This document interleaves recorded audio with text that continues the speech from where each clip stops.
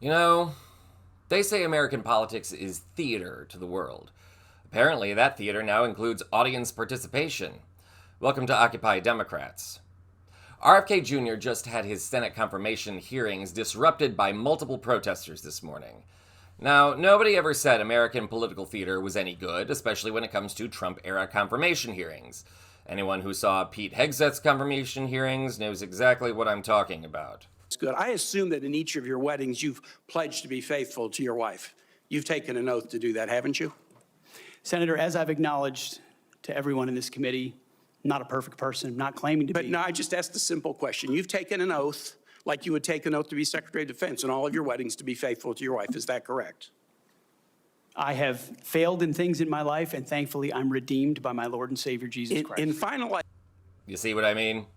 With that mood already hanging over Washington, we had a feeling that RFK's hearings were going to turn into a bad sitcom. In case you're unfamiliar, Robert F. Kennedy Jr. has made a career out of exploiting his family name and peddling junk science.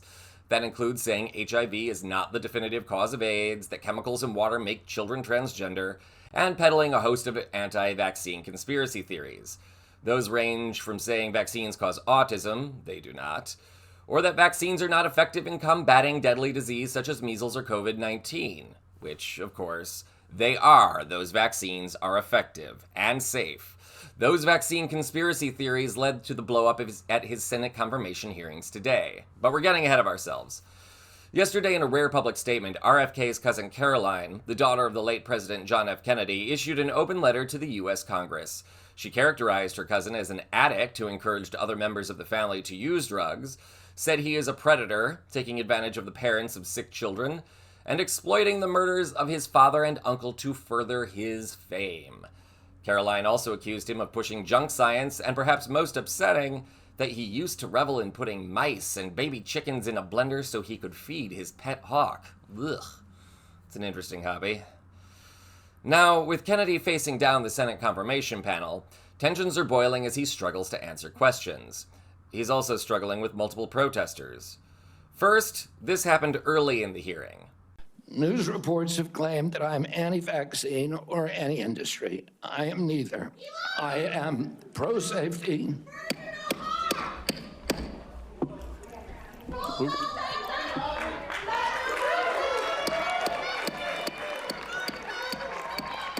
We'll have order.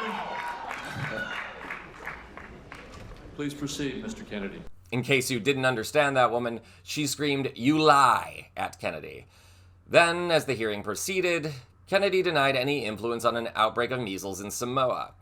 This was in 2019. 70 people died after Kennedy visited the nation promoting anti-vaccine conspiracy theories. The outbreak also spread to the neighboring nation of Tonga. As Kennedy did his best to explain his actions, this happened. Now, this is a longer clip, but make sure to watch all the way to the end for proper context. Spent years pushing conflicting stories about vaccines. You say one thing, and then you say another. In your testimony today under oath, you denied that you were anti-vaccine. But during a podcast interview in July of 2023, you said, quote, "No vaccine is safe and effective." In your testimony today, in order to prove you're not anti-vax, you note that all your kids are vaccinated. But in a podcast in 2020, you said, and I quote, "You would do anything, pay anything to go back in time and not vaccinate your kids." Mr. Kennedy, all of these things cannot be true. So, are you lying to Congress today when you say you are pro-vaccine?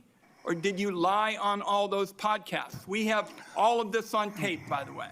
Yeah, Senator, as you know, because it's been repeatedly debunked, that statement that I made on the Lex Friedman podcast was a fragment of the statement.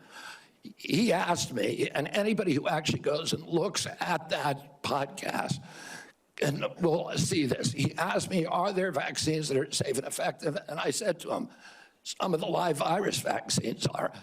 And I said, there are no vaccines that are safe and effective, and I was going to continue for every person. Every medicine has people who are sensitive to them. including vaccines. Right, so- He interrupted me at that point.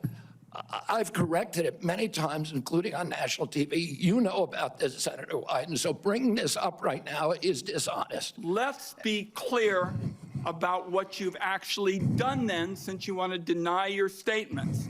For example, you have a history of trying to take vaccines away from people.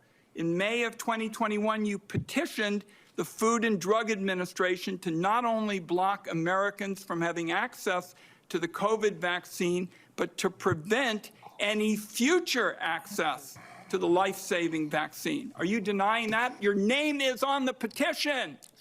We brought that petition after CDC recommended the COVID vaccine without any scientific basis for 6-year-old children. Most experts agree today, even the people who did it back then, that COVID vaccines are inappropriate for 6-year-old children who basically have a zero risk from COVID. That's why I brought that lawsuit. I don't want to, I want to emphasize Mr. Kennedy, the facts, I don't. the facts.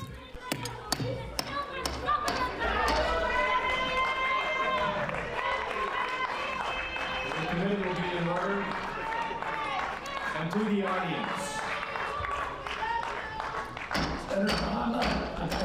Hold on for a second, Mr. Kennedy. To the In case you couldn't understand that woman, she screamed, "You are," presumably echoing the earlier protester.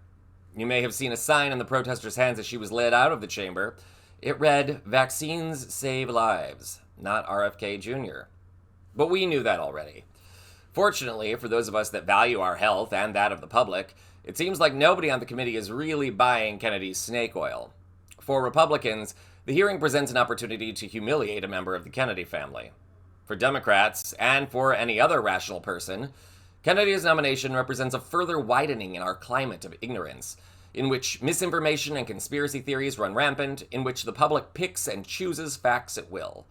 The facts here are that vaccines are safe and effective, and the fact is, Robert Kennedy is, as his cousin Caroline points out, exploiting his family name to raise his own public profile and to make money.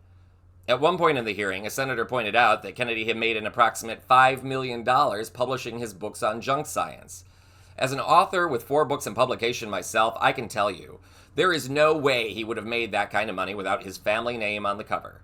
Just like Donald Trump, Kennedy is another grifter, another carnival barker trying to rope in unsuspecting victims to filch their hard-earned cash. This political theater might be entertaining, but it's also a horror show. Here's hoping Kennedy withdraws his nomination and we can all move on with our vaccinated lives. For Occupy Democrats, I'm David Reddish.